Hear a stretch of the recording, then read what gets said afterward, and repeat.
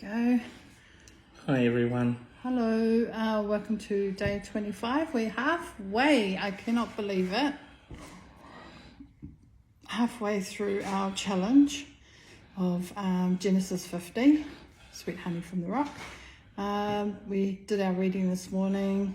I haven't written in my journal yet, but what did you talk about? This chapter was talking about Abraham coming to the end of his life, 175.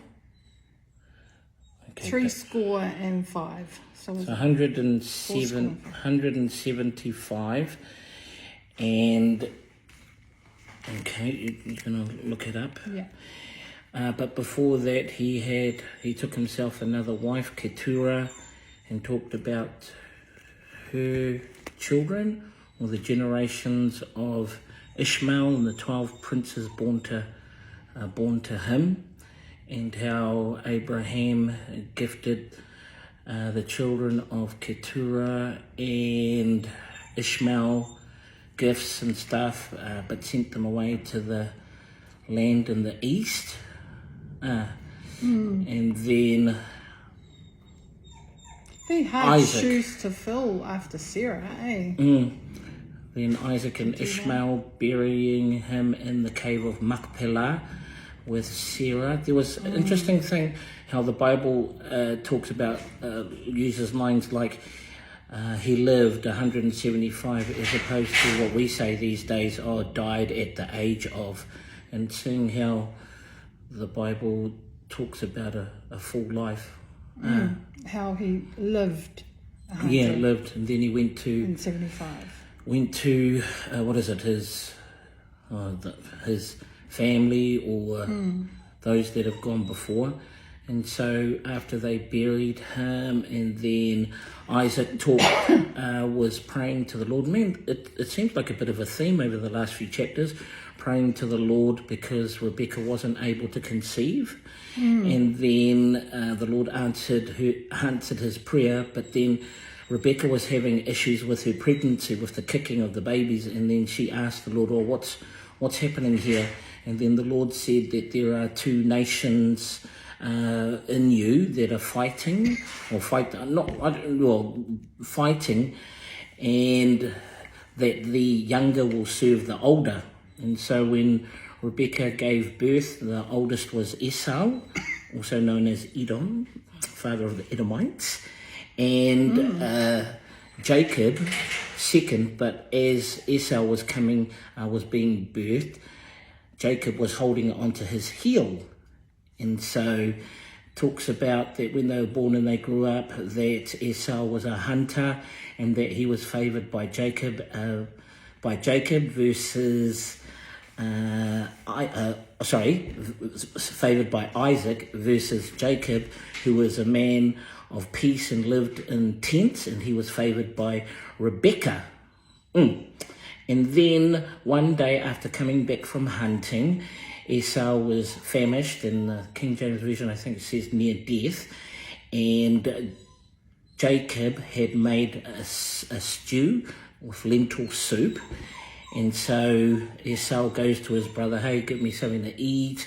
And then Jacob goes, well, some of your birthright. And he goes, man, come on, I'm really hungry or near death and that. And then Jacob says, what use is this to me? And then Jacob says, sell me your birthright. Esau sells him his birthright, and as he eats, or after he's finished eating, he walks away saying how scorned that he is, or scorned his birthright. And that's where the chapter finishes off. I think that was pretty much it. Or was there anything else? I'll mention to the 12 princes that came from Ishmael, because when Hagar was in the desert and near death, and that the angel of the Lord said that her son would be a great nation and would be father to 12 princes. And in this chapter lists the 12 princes that were born to Ishmael. So Abraham became the father of Isaac, and Isaac was 40 years old when he married Rebecca, How old was daughter Abraham? of Bethuel, the Aramean, in from Keturah. Padan Aram, and sister of Laban, the Aramean. And Abraham was 175? Yeah, Was- 175. Thank you, Holy Spirit, for reminding me. Yeah. So Isaac was 40 when Rebecca gave birth to Jacob. It's interesting because I wonder how, in the last few chapters, we read a few examples about how women are not able to conceive. And then, for example, was it Sarai. Yeah, Sarai, and also, was it King Abimelech? King Abimelech, that he wasn't. Rachel. So it's a pattern. I wonder. Yeah, it's an interesting question, Father, why that happens, or reasons behind not being able to conceive. He closes the womb, doesn't he? Yeah. Maybe. Oh, I'm sorry if I'm touching on sensitive stuff, but maybe for those of our sisters tuning in, and it's something that that you're dealing with, maybe seeking the Lord, petitioning the Lord with regards to this. Yeah. We just finished our workout. Yeah, I do want to apologise. I was quite upset because we do boxing and I get a bit frustrated from time to time, but it's just that we're different in training. Maybe I'm a bit too intense, but I like a good workout and a good sweat. Yeah. But for me, I can go on and on and on. I don't need that many breaks. Well, he has lots of breaks. I'm like, do you know why I have lots of breaks? Routine. Because of the short bursts of energy. And like I say to you, it's more about technique than anything, because when you and I'm still learning technique. Okay. Like pivot. I'm not a boxer by any means. You make out you are, so I just use the knowledge you have. Okay. Yeah, I appreciate that. You know, and I just got to accept he just gets so grumpy, gets really grumpy, and then he wants to jump on a call. It's like grumpy. Well, then why didn't you say something before we came on? No, real raw, Well, you don't say it raw while people are watching, girl. But yeah, I like the boxing rather than, and he likes Grove Joe now, so it's a really good workout, Grove Joe. I'll put them on YouTube. I mean, her YouTube's on our channel because it's really fun. She makes it fun. She makes it enjoyable. The main reason I like it is because part of Sweet Honey from the Rock is half an hour training. When we do boxing, it's a whole hour.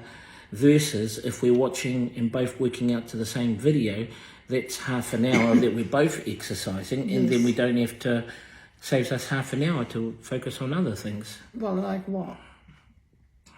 I don't know, but it gives us half an hour back. Anyway, that was our day 25. Thanks so much. Thank you for your ongoing support, everyone. We really appreciate it. And like Albert says, yes, real and raw. Sometimes we're happy, sometimes we're not. But I find that workouts for me is a form of worship. I'm doing it to the Lord. So that's why with that, I have a great you attitude. should be giving everything I'm still in your learning. workout. I'm on the giving bridge. everything in your workout. I'm on the bridge. Yeah. Anyway, good night. Okay, go out and change the world.